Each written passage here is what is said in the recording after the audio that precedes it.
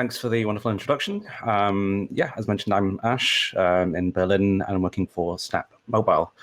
So the talk today is on everything is an API, and it's sort of about API design and why everything is so important when you're working in internal projects to consider these design concerns as well. It's not just for public code.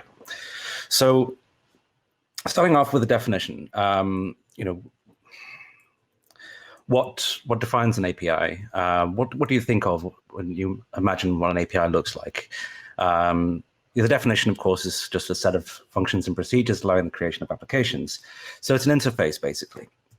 Now, you might imagine that this looks something like a GitHub documentation where they have an API that is available publicly and you can retrieve a list of repositories. Or you might think it's, for example, a view model provider, which provides an API that the view model can be created via a factory.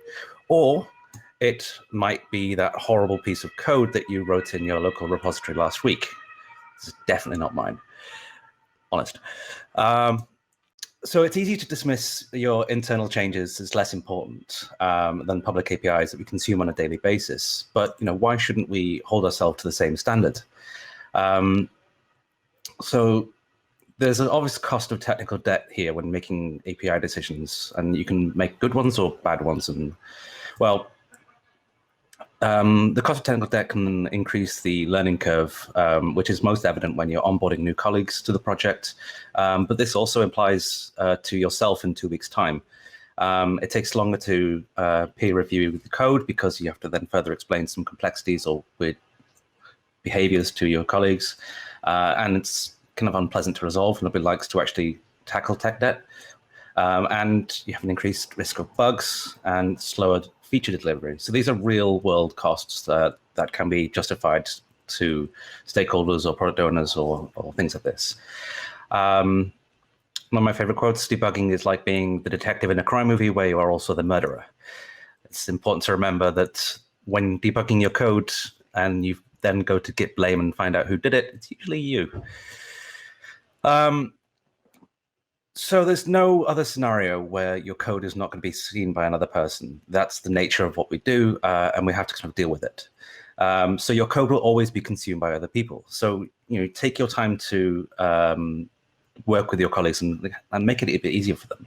Technical debt is not often resolved or paid back, and it's just a good thing to do. Be a nice person to your colleagues, because this will come around as much karma does. If you make your colleagues' lives easier, they will often pay that back to you in doing the same. So happy work life. And my personal pet peeve here is regarding test code. Now, one of the best things I've heard about test code is production code that doesn't ship.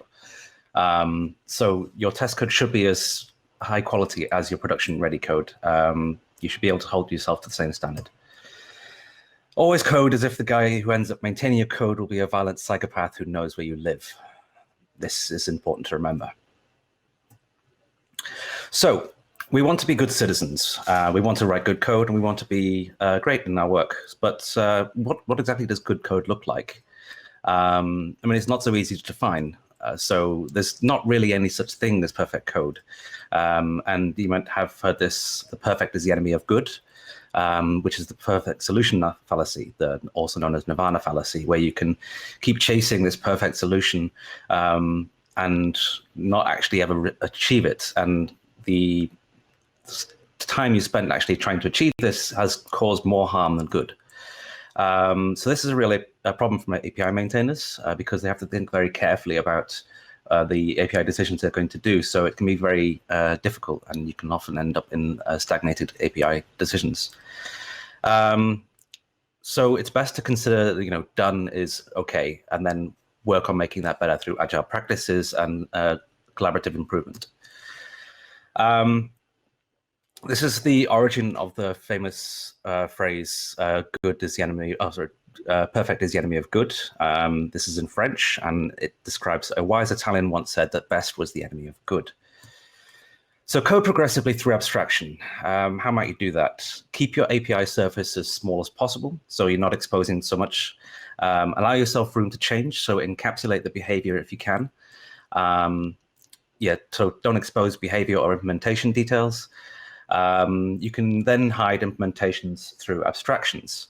So always prefer interface contracts, but always remember YAGNI as well. So you ain't going to need it. Make sure that interface contracts are simple and succinct and to the point. Always prefer composition over inheritance. Composition is a real benefit in Kotlin world. So this is extending interfaces instead of extending an abstract class. There are lots of problems with extending abstract classes because you can only have one hierarchy, and you can often inherit some weird behavior or unexpected implementations. Make sure to follow interface segregation. This is to making sure that your interface is only performing the simple single tasks that it needs to. So you don't have to implement loads of different functions if you are faking the interface, for example. Single responsibility principle, as we all know, is probably the most important one. Make sure your class is only doing one thing. I'd like to also cover the usefulness of documentation. You might be familiar with Javadoc or Kotlin Doc. The problem with documentation is that whilst it can sometimes be useful, it ages poorly, and the code itself can actually be then misleading. So code should be self-documented by default. It should be descriptive and declarative. And then when you have Javadoc on top of that, at best it's redundant. At worst, it can actually be misleading because the code has then changed and the Javadoc is actually different from the implementation. Name considerably and with purpose. Make sure to take into consideration the entire method signature when naming, and consider sources of code smell. So what's code smell, you might ask? So it's perhaps a form of extreme programming to consider conditional statements as code smell. So you have to then think carefully, like, should I be doing this if statement or if then statement? Because it's already a branch in your code behavior that you're doing two things and your code is becoming polymorphic. Iteration or recursion can often be expensive and should be considered carefully. Often there is, of course, a requirement for it, but it can exponentially increase the performance or decrease the performance, sorry, and processing costs. Significant indentation. You might have seen the memes about this with the Hadouken or callback hell from JavaScript, where there's significant indentation. This is usually an indication that you're within too much scope or you're nesting scopes. Try to keep your scopes small, succinct, and close to the left as possible. Assuming you are writing left to right, that is. And polymorphism. This is the behavior where your class is doing more than one thing or behaves differently, and it's very unpredictable. So you can then have impure functions which behave differently on different input on the same input, and it's a violation of the single responsibility. And finally, mutability. I don't really have to explain why immutability is beneficial, but it is. It's more easy to reliably predict and reproduce a reliable state if everything is immutable. And a shared global mutable state is begging for errors and inconsistent behavior. So there are only two hard things in computer science: cache invalidation and naming things. One could also say there are only two things hard in computer science: cache invalidation, naming things, and off by one errors. It's important to give your classes and functions meaningful names, but naming can be hard. So you have to then think about what to do here. Consider this piece of code. Obviously, it's contrived, but what is this snippet telling us? What is KS? What is I? What is C? There's no useful information there, and we're just kind of suppressing a throwable that we don't know what we're doing with. So always try and avoid like single letter naming, even if it's for an index or for an exception, or even if it's something quite simple, just give it a meaningful name. For an example, this might be something like this. So you're iterating over the index of the key set. You can see that you're connecting to the client with the index and you're ignoring that throwable. So meaningful names give a lot of context, and it means you don't have to document which is always fun.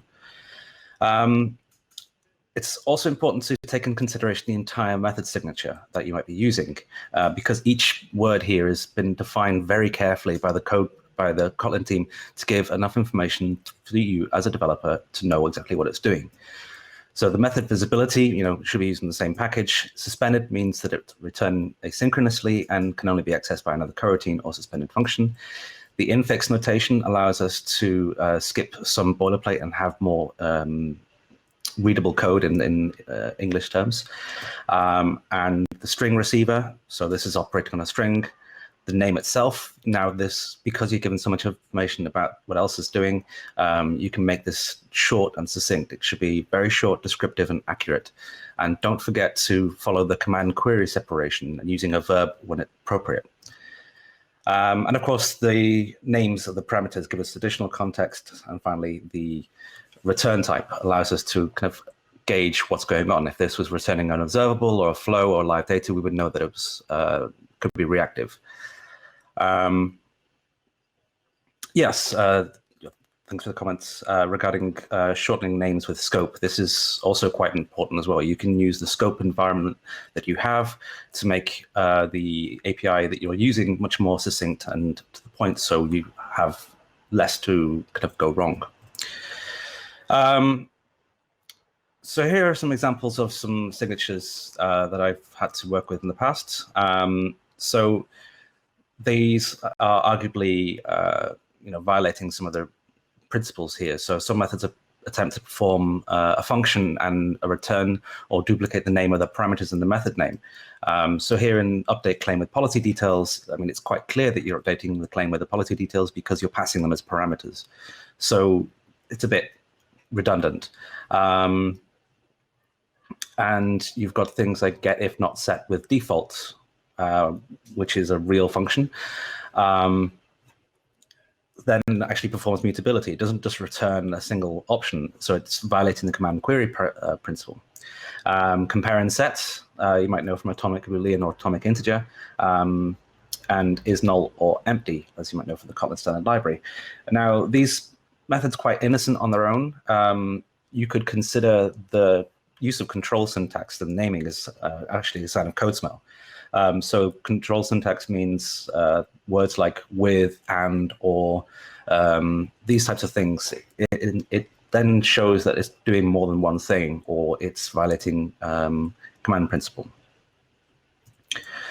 Don't be lazy when implementing interfaces. It might be very easy for you to just name ViewStateFactory implementation, indicating that whilst you are being a good citizen and hiding implementation behind an interface, the implementation is inappropriately named, and it doesn't describe its behavior or how it differs from other implementations. And arguably, if you only have one interface implementation, why do you need an interface? So you also have impure functions. This impure functions mutate the scope around them. So this means that they're going to return a different value with the same input. You don't want to have that. You want to have a function that will always return the same value given the input. So here, if you're passing in the items, it's going to add them to the same values, and it's going to have a mutable state, which is going to add unpredictability and inconsistency. It's hard to predict and often runs into runtime complications with concurrency predictability. So, of course, this method here isn't this isn't actually thread safe, so you'll have issues there as well. So I mentioned about using interface compositions over inheritance. There are some good reasons for this. So inheritance forces the consumer to use a base class, which is quite difficult for them in many places. For example, activity, view model, fragment, these are base classes, and it doesn't give you any room for flexibility. Limitations on extending the abstract classes. So sometimes it's final behavior, or you can't actually change what's going on. Exposes protected behavior as well sometimes if you want to actually obscure this or encapsulate it. And finally, it prohibits Kotlin interface delegation. If you've not used Kotlin interface delegation, this is when you can pass in the implementation for the implementation detail interface, without having to implement it directly on the class, which is a wonderfully powerful feature, but becomes useless if you have to use abstract classes. One of my favorite examples of this is the use of coroutine scope in the coroutine Kotlin X library. Now here you can see you've got a single interface for coroutine scope, which has a single parameter, the single implementation, which is internal, and a public function, which is called a factory function. Fun fact, this naming convention for functions with an uppercase starting character is valid use case in Kotlin when you're naming the function after the interface or abstract class that it returns. It's considered a factory function and basically the same as constructor.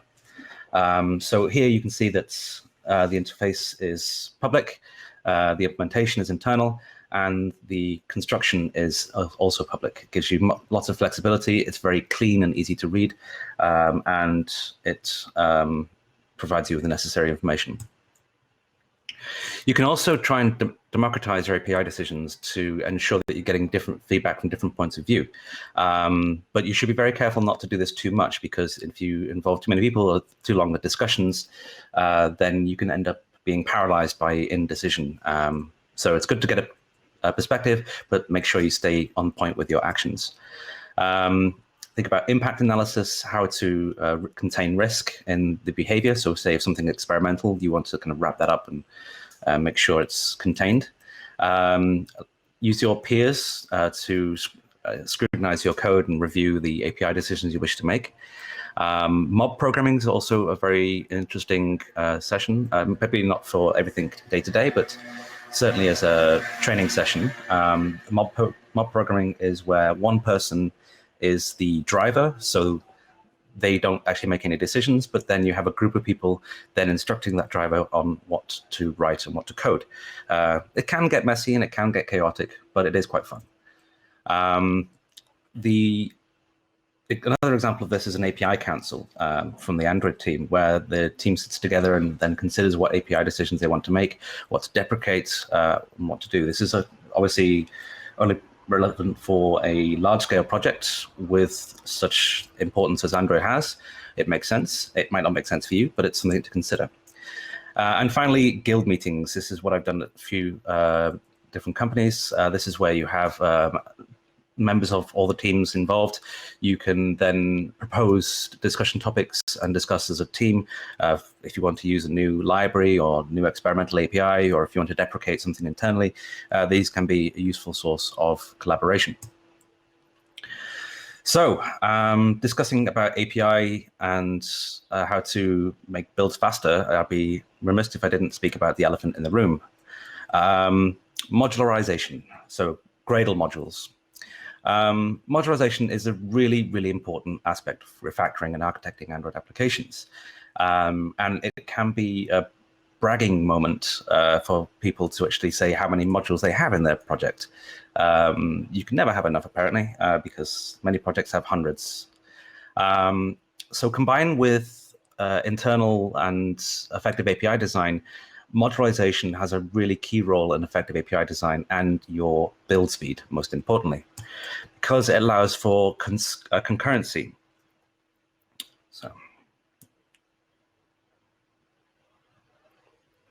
So modularization allows us to compile each module concurrently where dependencies are properly structured, and this greatly improves build time. It's important to remember where the gains are. Overall clean build may be longer, but single module builds and incremental builds will be much, much faster. You also have things like cached incremental compilations, and this is how we benefit because we're changing only small sections of code at a time. And if your API surface of the module is carefully created, then you will only have to rebuild that individual module rather than everything that module is being used by.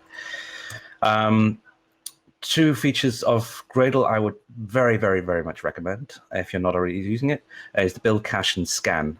You can use tools like Gradle Enterprise to cache artifacts of compilation, so your entire team and your CI can make use of these.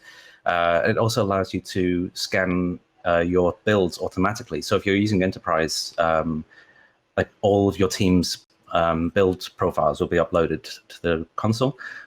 So you can see where somebody in your team might be having a hard time or might be having some bottlenecks. And then you can propose solutions and try and help them out. Especially useful for new developers or people who have just been onboarded. That's not to say that it's not without its pitfalls. So modularization can go wrong sometimes. So you can have misaligned product flavors, misbehaving dependencies, or incorrect configurations. So Gradle's incremental compilations can then actually work against you because compilation avoidance can't be detected correctly. So it had be like a broken, incorrect configuration. There was a great article from Zach Swears about how to improve your Gradle builds. I'll try and find that and add it in the comments later. Usually you can find out the source of this by doing a Gradle scan and profiling your build, finding out why something might have been rebuilt when it should have been detected automatically. But yeah, use Gradle scan, Gradle Enterprise. It's a great tool for this. One of the questions when I was preparing this talk was if the build time was to worsen in a modularized app, would you still do it? And the answer would be absolutely. So you still get benefit from this. You still get the benefits from having modularization. So it's definitely worth doing. But it's very rare that you'd actually have a slower build. And if you do, then it can be resolved with a scan. Yeah, thanks, Bruno. So yeah, it's important to remember, we're all human. We still make mistakes. Mistakes happen. Don't beat yourself up about it. There's always a potential for risk, and you can't progress without that potential for risk. And you can make use of annotations to help out with this. They have things like deprecated annotations that allow you to kind of seal off parts of an older API that maybe weren't the best decision at the time, or maybe it was the right decision at the time, but there's new information and new technology later. This is really useful to annotation because it comes with the replace with and deprecation level. These are all really useful information, so the message is, of course, necessary. The replace with allows you to actually use the intent in IntelliJ to automatically replace all instances in your project. And deprecation level allows you to either show a warning or break the build if this is being used. So you can force the consumers of this API to actually then migrate. You can also use requires opt-in for maybe experimental or unstable APIs. This means that your consumers are going to have to actively annotate this annotation, so they'll have to think twice about calling something. Doesn't stop them, of course, but just adds that little bit of documentation. This is one that I use sometimes myself. It's technical debt. It's intended to replace a to-do. So you might have your own project which is littered with to-do comments all around the project, and they don't provide a lot of information, and they can be often lost. But by using technical debt with an issue, so the intention here is like it's a Jira ticket or a ticket ID. That means that it's being tracked somewhere. You can raise it with stakeholders, with product, and you can then start to prioritize. So there's a representation of the technical debt in something outside of your code. Also, we use visible for modularization. This is very similar to visible for testing. It's not ideal, but sometimes you have to make something visible whilst you're moving things around because you don't want to make so many changes in one go. You can use this to keep your PRs smaller and make smaller progressive changes over time. Yeah, the thing about the deprecated annotation is that you can provide it with these migration tools. So in modifying an API, you can provide migration tools and make it much easier for your users to actually move over.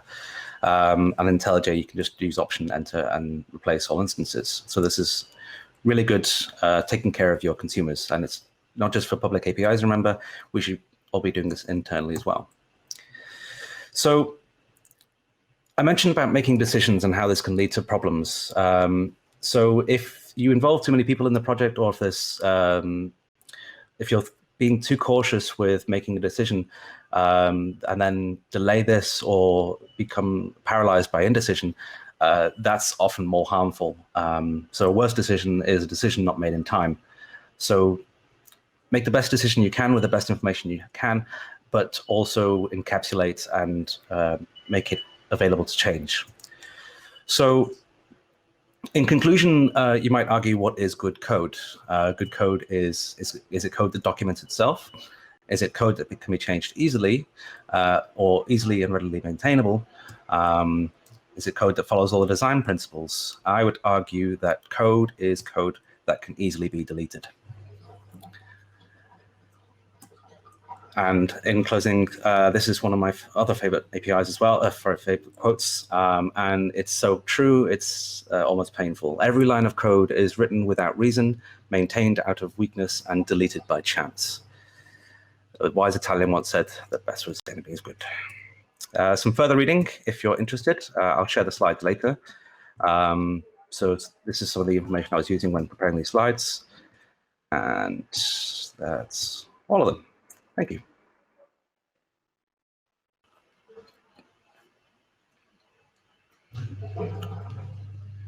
So, questions now. Yeah, I think we have some questions in the Q&A section. Cool. If we are catching an exception, is it okay to just catch and not do anything, not even print stack trace?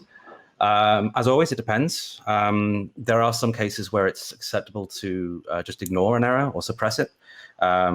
This is where you're maybe handling the error case somewhere else, or you're it's an error case. It's an error that's thrown due to unpredictable. Code that you don't maintain or code that you don't have access to. But always think about it in terms of your UI, your user experience. If this exception is being thrown, is your app behaving in the correct way still? If yes, then sure. If this error is happening too often and you know about it, but working on it, yeah, sure. If it makes sense and your app behaves correctly, then it's perhaps okay.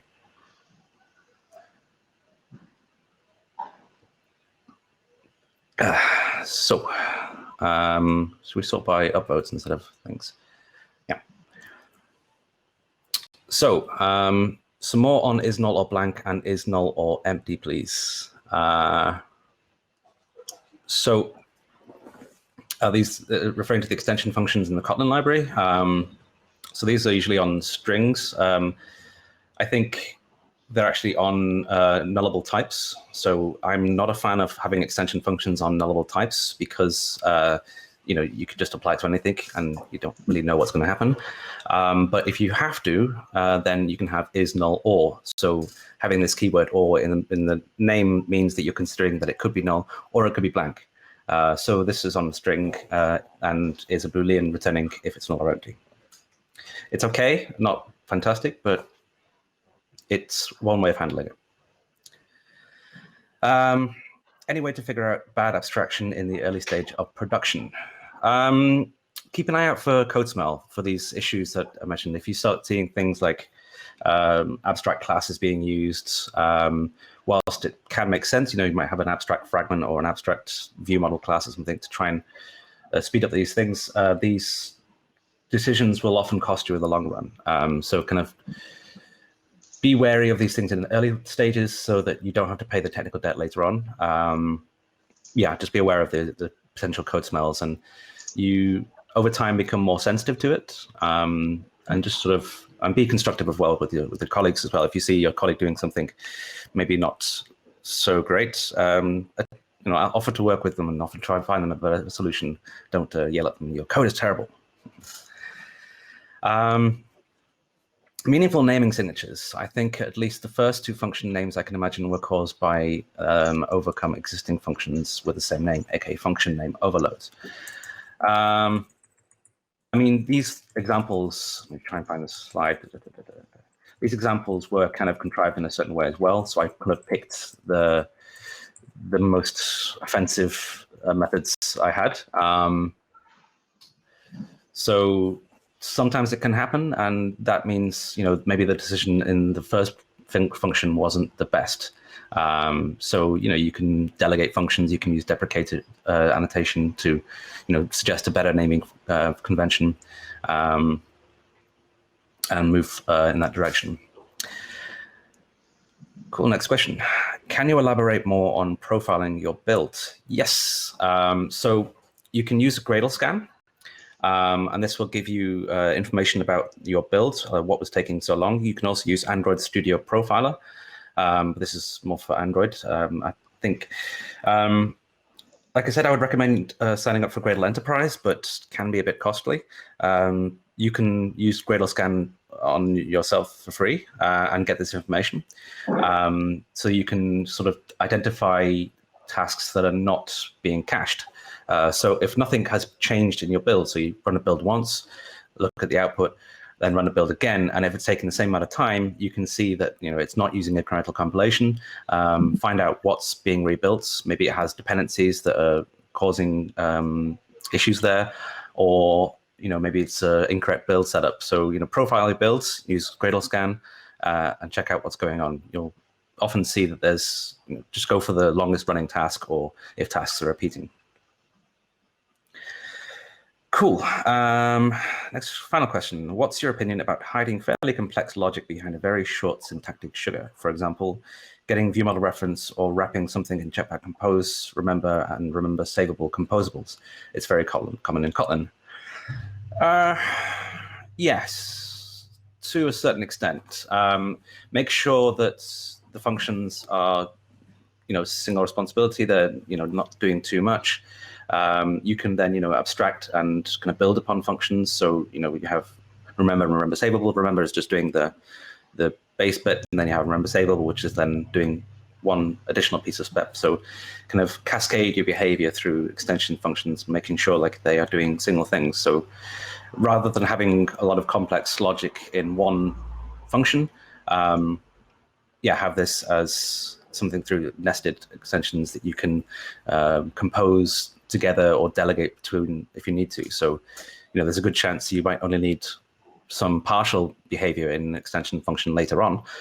So it's good to kind of split these up, even if it means you have to call them one-on-one function. Awesome. I guess that's all the questions. Yeah, I think that would be it. So again, if you have any questions, feel free to reach out to Ash on Twitter or drop a question on the Android Worldwide handle, and I think Ash will get back. So thanks, Ash, for taking out the time and explaining to us some of the art of making efficient APIs in Kotlin.